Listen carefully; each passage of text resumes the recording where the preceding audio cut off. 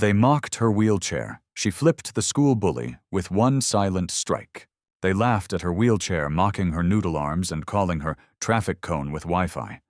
They thought she was weak, barely human. But in one heartbeat, the world tilted. His wrist snapped, his balance shattered, and she remained seated silent, unshaken, watching him crash to the floor. What happened next would shatter every assumption about power. This isn't just a story of revenge. It's the moment a bullied girl rewrote the rules of strength without ever standing up.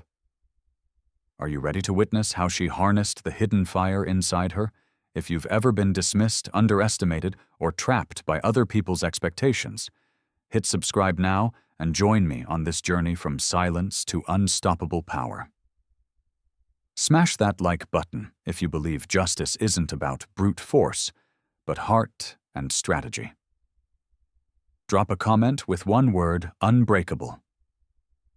If you're ready to see how a bullied girl rewrote the rules of strength without ever standing up. I was 8 the first time Grandpa Marcus taught me how to breathe like water, slow, steady, unshakable, while the world around us raced past. Now I'm 14, rolling into Wilson Heights Middle School each morning under a sky that never seems quite big enough to contain the doubts I carry. My name is Maya Thompson. I use a wheelchair because of cerebral palsy. Every day I navigate crowded hallways built for bodies that never stall for legs that never tremble. This campus sits in suburban Atlanta where Spanish moss drips off old oaks and the colors of skin blend in the classrooms, white, brown, black, Asian, yet somehow I feel more alone than ever. Teachers speak to me in hushed, careful tones, as if my voice might shatter like glass. Strangers offer help before I even ask, their eyes full of pity. And the 3 at the top of the social food chain, Dylan Hayes, M. Carter, Jackson Lee, make cruelty look like sport. Picture the moment I wheeled through those double doors on my first day, the hush that falls, when people aren't sure whether to stare or pretend not to stare. That's the sound of eyes whispering, "She doesn't belong." My backpack straps dug into my shoulders as Mom squeezed my hand and said, "Just be yourself, baby girl. Don't let them shrink you." But being myself felt like standing still in a storm. By lunchtime, I'd already memorized every ramp and every door that stuck when they slammed. I learned which bathroom stalls had broken locks and where the soap dispenser spat insults instead of foam. I found a corner in the library and lost myself in graphic novels where heroes sprinted across rooftops, heroes who stood tall, not rolled. I wanted to sprint. Instead, I listened to laughter echo down the hall when M. Carter announced, "Look, it's Maya, our resident mime act." But beneath my blank stare, there was a quiet fury, a memory of Grandpa Marcus in his faded gym shorts, teaching me an inside sweep, guiding my wrist so gently it felt like water flowing around rock. He never called it training. To him it was play. But it was more discipline woven into every breath I took. And Tony, the custodian who taught Grandpa back in his college wrestling days, once joked that Marcus could teach a tree to fight. I stored that image in my mind, roots planted deep branches, unbreakable. Meanwhile, everywhere I turned, the world insisted my wheels defined me, that my body was a statement of limitation. Yet I held on to one certainty: if they laughed because they didn't see my strength, then one day they'd feel it in slow motion. I just had to remember how to let the silence sharpen into focus, how to channel every whispered insult into the rhythm of my heartbeat, how to let the weight of their cruelty become the fuel for my fire. This is the story of how a girl in a wheelchair learned she didn't need to stand out, how she transformed every stolen glance and every mocking joke into the undercurrent of her power. Because sometimes the fiercest revolutions begin in the quietest corners, and mine was just getting started. Every morning, Dylan Hayes and his crew lined up at the cafeteria entrance like prize fighters, circling a ring, sizing me up before breakfast. I could hear Dylan's voice, deep and mocking, cut through the clatter. "Hey, Maya, is it true your wheels have Wi-Fi built in?" A ripple of laughter followed as predictable as the sunrise. I felt the blood in my ears hot and insistent, my palms slick against the rims of my chair. But I held my face, still practiced the emptiness that kept them from ever seeing how much it hurt. At my locker, M. Carter swaggered up with Jackson Lee trailing behind like an eager pet. She flicked her phone camera toward me, bright flash between us. "Smile for the Graham wheelchair warrior," she cooed. The hush that followed was worse than a shout. Every head turned. I heard the click-click of notifications, the slow swish of my combination lock, 32187, turning like a countdown to humiliation. My heart thudded in triple time. God, I hated the taste of fear. By third period, my English book weighed 1,000 pounds as I slid it off the shelf. Jackson leaned over my shoulder, whispering loud enough for the whole hallway. "Bet she's memorized. Every word needs the practice." I packed up faster, the echo of his words trailing like a tail. I tried to vanish into my own thoughts. Grandpa Marcus's gravelly voice, "Breathe like water."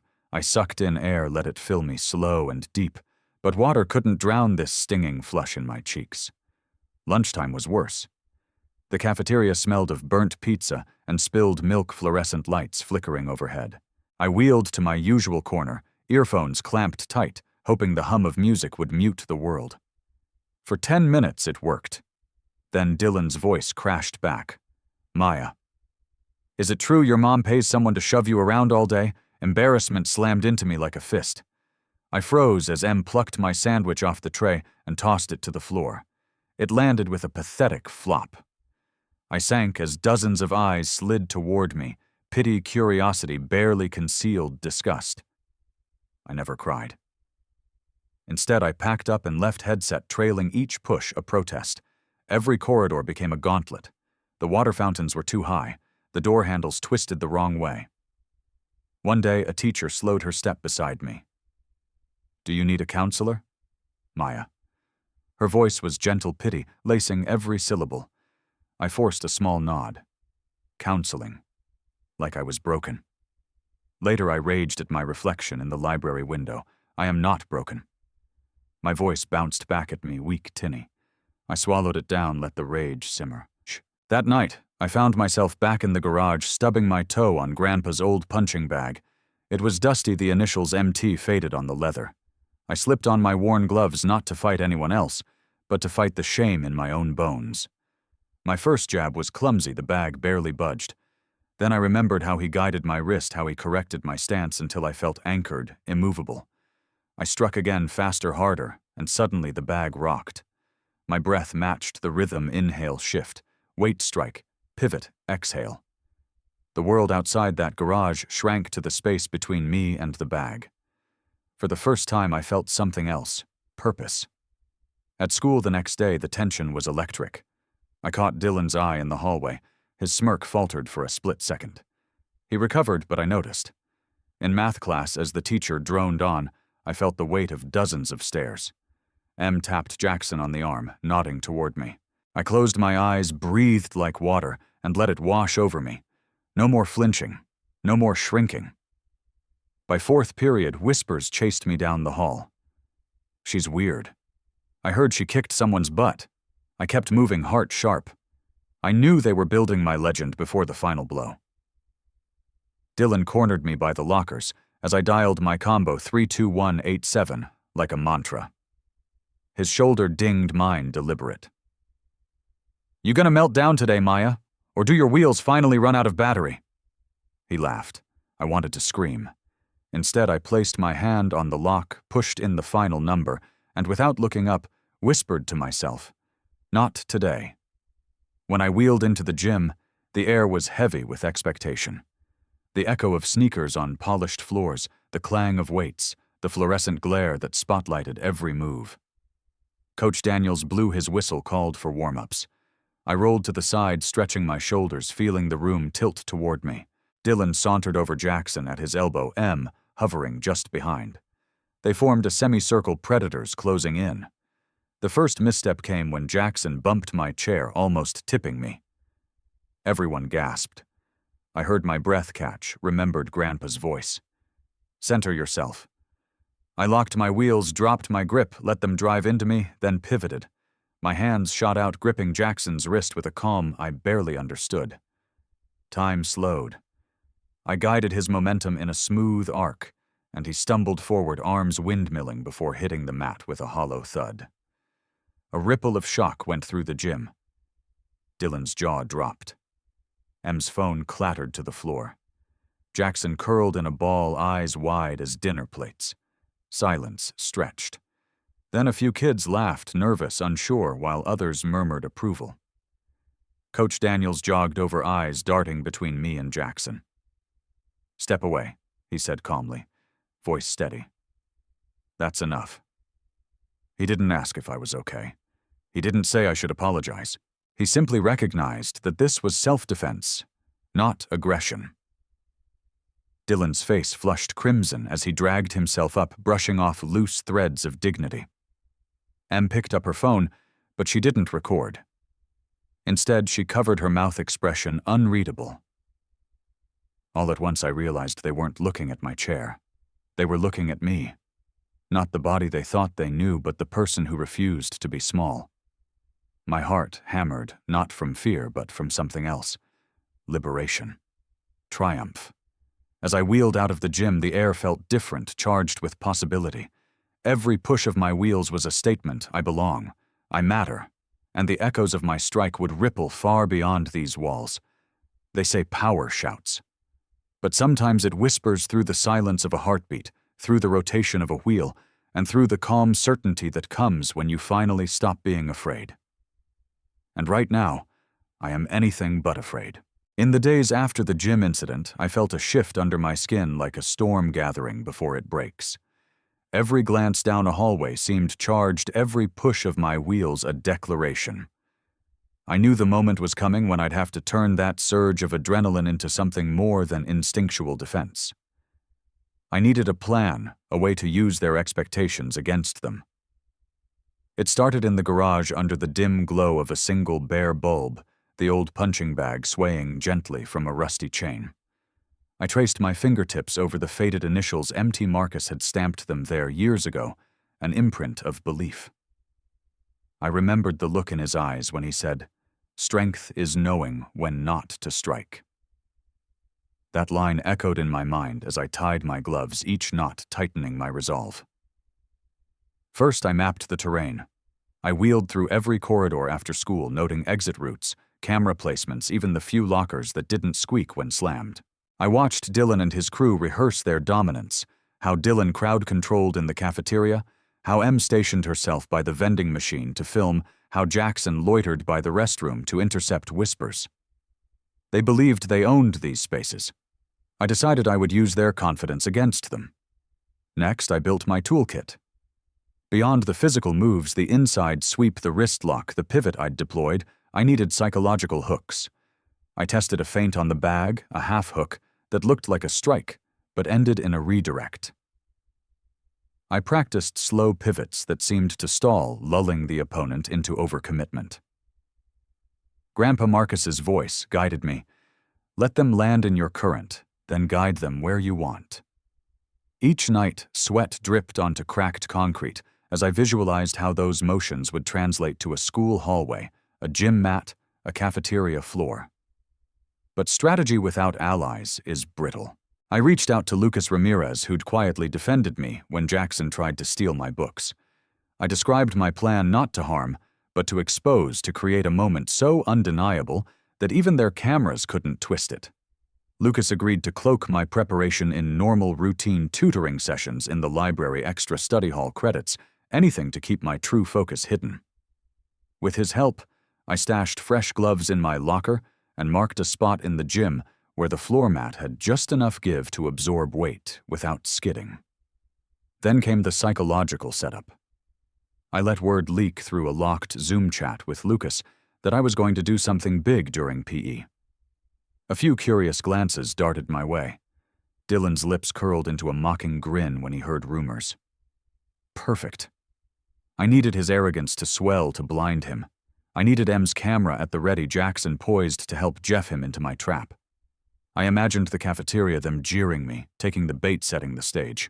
The night before the plan, I barely slept. I sat in the garage, arms wrapped around my knees, staring at the bag. My heartbeat was a drum roll. Doubts flickered. What if I miscalculated? What if they turned it into something more violent? But as dawn crept in, I remembered Grandpa's final lesson. Violence isn't the point. Control is. I inhaled and exhaled until the tightness in my chest loosened. I wasn't planning revenge, I was orchestrating accountability. Morning came like a silent promise. I wheeled into the gym early, laying out my gloves, stretching in the corner where Lucas had sprayed a faint line of chalk. It would mark the spot I needed. As the room filled, I felt the weight of every eye, the hum of fluorescent lights like a spotlight. Dylan swaggered in, scanning until he saw me, his smirk already forming. Jackson and Em flanked him, habitual roles in his theater of cruelty. Coach Daniels blew the whistle for warm-ups. Everyone formed circles. I stood beside Dylan, too close to ignore. Jackson elbowed me. I resisted the urge to flinch, let the contact register in my shoulder. Em pulled out her phone with a showman's flourish. "This is gonna be good," she whispered loud enough for Dylan's earshot. Dylan leaned in. "Let's see if you've got any fuel left in those wheels." That was my cue. I rolled back, feigning imbalance. Their laughter popped like balloons. Jackson reached to steady me just as I'd predicted. I locked my wheels, pivoted my hips, and guided his own momentum forward. Camera flashes crackled, Em's filming. Dylan's laughter died mid-sentence. He lurched toward me, hands raised, confident, complacent. Exactly what I needed. I centered my grip on his wrist, the classroom-esque torque, memorized from 100 drills. His posture bent. I guided him through the arc I'd practiced. There was a collective inhale as Dylan's feet left the mat. Time elongated the scuff of his sneaker on vinyl, the soft thud as he landed the sharp intake of air from the spectators. In that silence, I didn't taste victory. I tasted relief. They'd seen my strength on my terms. As Dylan lay blinking dust motes dancing in the fluorescent glare, I wheeled back to my chalk line. Lucas stepped forward, clapped once, a signal I'd rehearsed to confirm nobody would claim I acted impulsively. Coach Daniels, the first to break the hush, nodded at me and shook his head as if in disbelief. Em lowered her phone, eyes wide. Jackson rubbed his wrist, stunned. In that moment, the plan's final component clicked into place, allowing them to be the architects of their own undoing. Their jeers and cameras had built a stage. I'd merely directed the final act. The ripple spread beyond the gym, through whispers in the cafeteria, through late-night texts, through the principal's announcement about respect and power. And as I packed my gloves away, I felt every lesson converge: observation, preparation, discipline, and control. Dylan's downfall wasn't just a reversal of force. It was proof that strength can be seated, silence can be weaponized, and a single pivot can rewrite a story. The real plan had succeeded not to punish, but to reclaim my narrative, and to remind everyone that underestimation is the deadliest blind spot of all. The moment the whistle blew, every eye in the gym snapped to me like I was prey in the spotlight. Dylan planted his feet, shoulder-width apart, chest-out, confidence radiating as he waited for his prey to make the first move. Em Carter raised her phone, its red recording light pulsing like a heartbeat. Someone was always ready to catch my next mistake. Jackson Lee hovered at Dylan's side, his expression bored, until I rolled into position, and then he straightened, sensing the stakes. I inhaled, letting the tension pool in my lungs. The fluorescent lights above felt like searchlights. The smell of rubber mats and sweat clung to the air, thick enough to touch. My gloves were snug around my wrists. Marcus's initials pressed into the leather, a silent vow of every lesson he'd taught me. I remembered his words: "Let them make the first move. When they commit, guide them where you want." Dylan shifted forward, sneering. "Ready to see what your wheels can do?" His words hung in the charged silence. I let my wheels drift back half a foot, just enough. I watched his pupils widen. He was counting on my flinch. Instead, I anchored my wheels, gripped the chair's frame, and dropped my center of gravity. My voice was calm, but carried through the gym. "Come on, Dylan. Show me." He lunged, a half-hearted jab meant to intimidate. I anticipated it, pivoting my shoulders, the motion fluid. Instead of dodging, I leaned into the strike, catching his wrist. He yanked back in surprise. No one expected me to meet force with a counter. I guided his momentum downward, twisting my gloves into his grip, and felt the power shift under my fingertips. His arm snapped forward. He stumbled eyes wide as gravity pulled him off balance. The gym's clamor turned to a collective gasp. The first strike was a feint, a test. Next, I unleashed the inside sweep Grandpa Marcus had drilled into me thousands of times. My right hand gripped Dylan's forearm, my left anchored on his elbow. I rotated my torso, pivoted on my wheels, and heaved. His center collapsed. Time stretched as he toppled backward, hitting the mat with a dull oomph. The echo of impact rolled through the room like distant thunder. A single bead of sweat slid down my temple, tracing a path through the chalk dust and grime. In that suspended second, I tasted something new: control. This wasn't a desperate flail. It was choreography, the culmination of every calculated move I'd practiced in the garage. I let Dylan lie there, muscles twitching as I drew in a slow breath and let it out. The aftermath crashed around me, shouts phones slapping on the floor, Em's camera clattering to her side as she fumbled to keep filming. Jackson's jaw twitched before he stepped back, hands raised in surrender. He weren't coming any closer. I turned my gaze toward him, let my eyes slide over his form, and offered a nod, an acknowledgement that I had the upper hand. He knew it. The murmurs rose. "She's not just defending, she's dominating. I've never seen anyone move like that." The words washed over me, but I kept my focus inward, listening to the echo of Marcus's voice. Strength flows through stillness, not noise. Without a word, I wheeled to my chalk line, my anchor in this staged battleground. Lucas clapped once, a quiet signal amid the clamor. Coach Daniels blew his whistle sharply, slicing through the chaos. His gaze was steady respect, replacing skepticism. "That's enough," he said. "Step away." He didn't demand an apology. He recognized what I'd done: pure, disciplined defense, elevated by strategy. Dylan scrambled up, face red, panting. He rubbed his forearm as if to erase the imprint of my grip.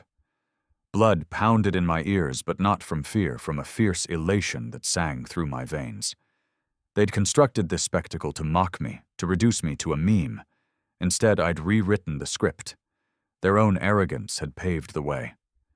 The room held its breath as Dylan straightened, chest heaving. He glared at me, defiance warring with shame. Em recovered her phone and pressed record again, but this time the angle was different. Instead of me from above, she captured Dylan's humiliation, the slack in Jackson's shoulders, the coach's grave nod. The lens had flipped. I felt a tremor beneath my wheels, the shift from isolation to recognition. Their laughter had fallen silent, replaced by something else, glee shock, maybe respect. I wheeled toward them, the chair's hum, the only sound I claimed as mine. Dylan met my gaze, and for the first time he spoke without the veneer of mockery. "How?" His whisper was a confession. I paused at the center of the mat. The gym lights cast long shadows, turning every speck of chalk dust into stars suspended mid-air. I held my gloves at my sides, chest rising steadily. "You forgot," I said softly, "that power isn't measured in height."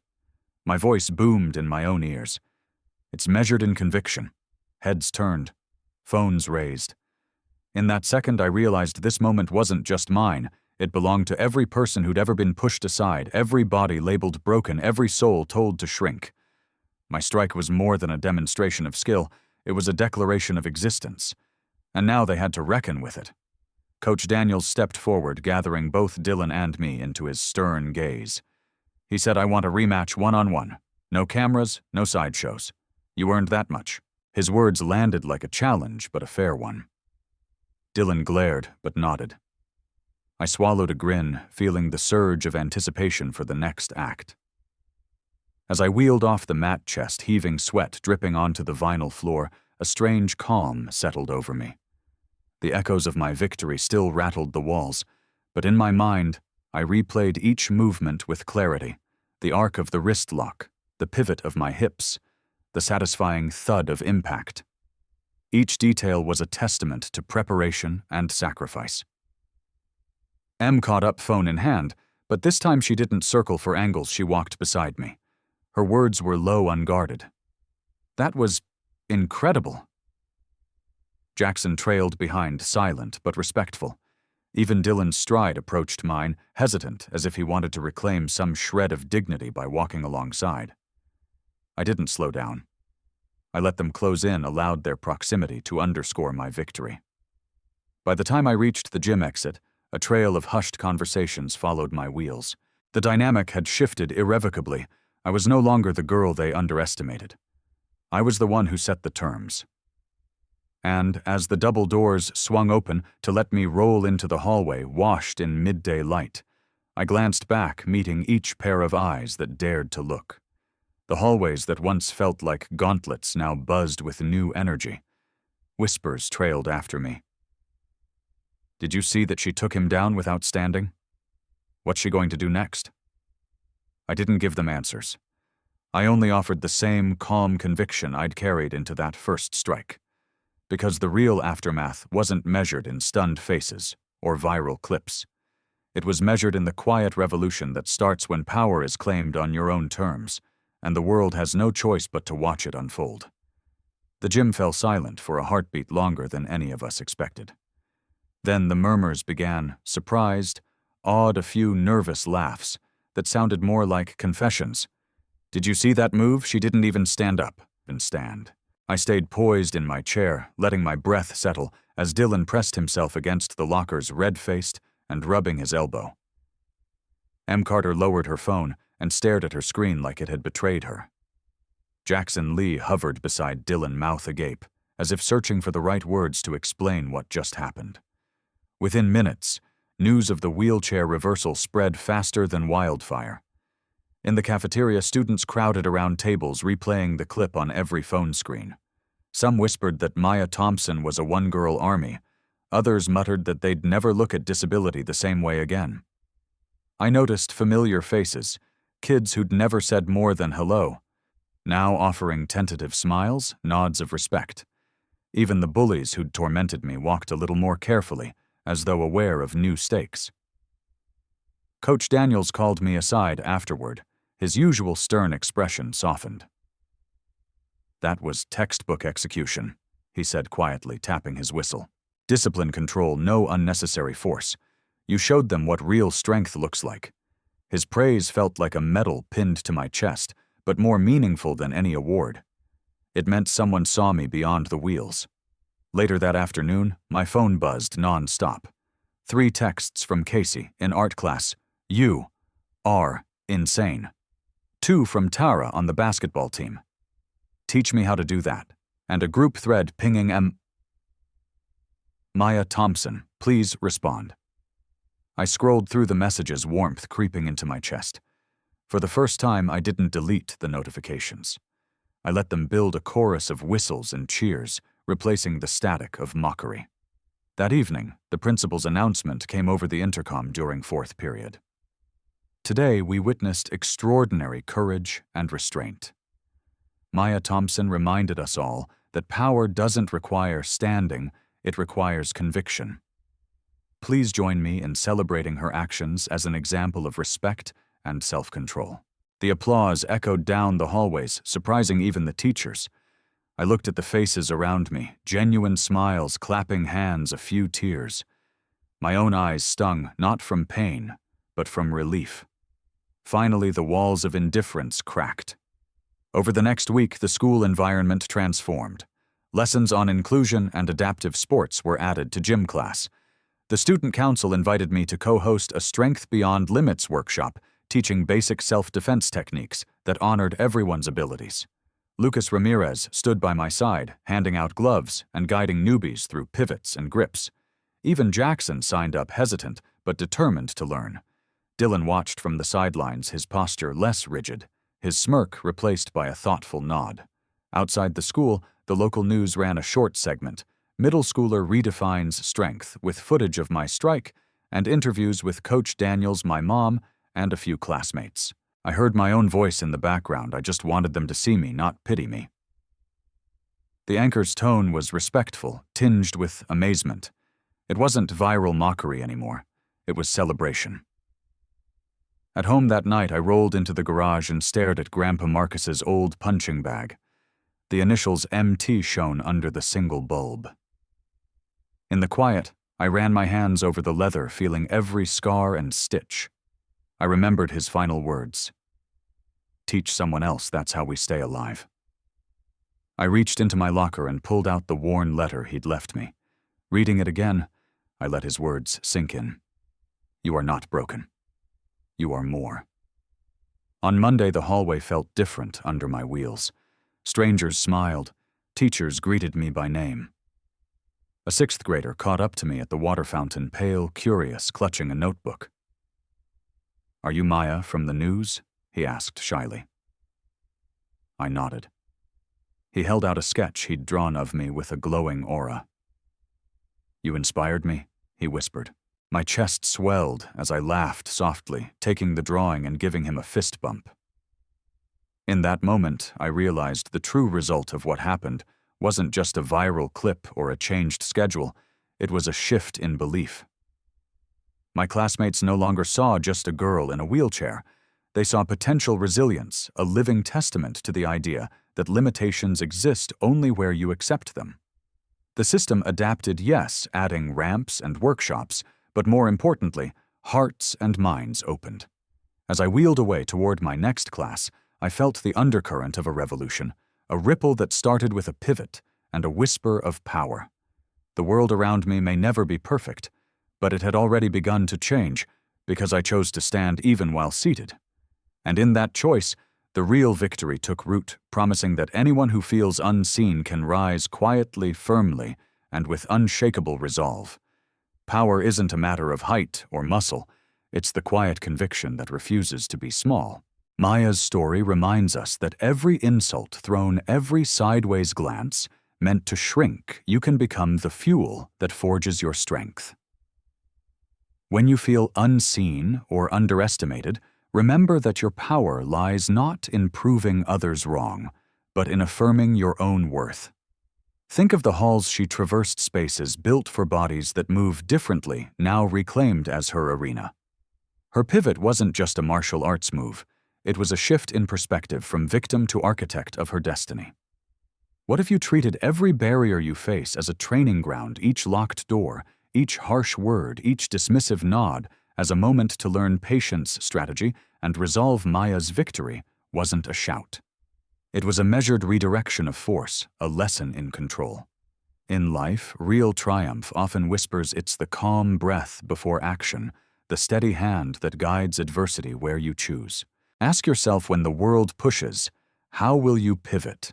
Where will you channel the energy meant to break you? There's also a collective responsibility here.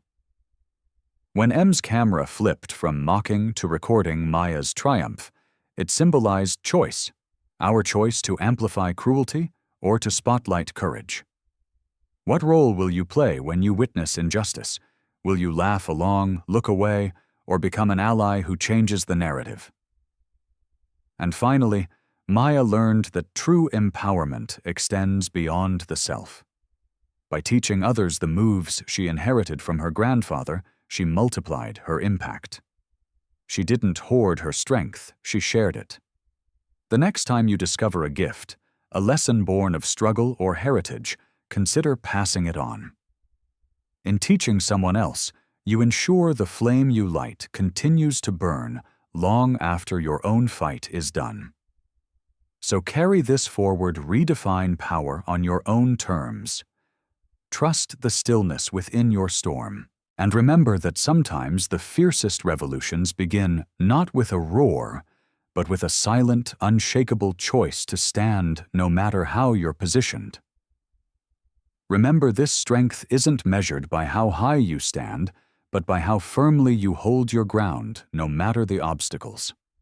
Maya Thompson turned every sneer and every locked door into the fuel for her power. She showed us that true victory lives in the silence between doubt and action, in the precision of a pivot, and in the courage to reclaim your story on your own terms. If you've ever been told you don't belong, let Maya's journey remind you that your worth is non-negotiable. Turn the whispers into your battle hymn. Use every insult as a stepping stone. And when you feel the world closing in, breathe like water steadily, unshakably, and guide your own current. Now it's your turn. Hit subscribe and join this community of unbreakable spirits who refuse to be defined by others. Share this video with someone who needs to hear they're more than their circumstances. Drop a comment below with one word that defines your strength: unstoppable, resilient, unbreakable, and let's build a movement that roars in silence.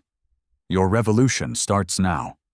Keep pushing, keep pivoting, and never let anyone steal your power.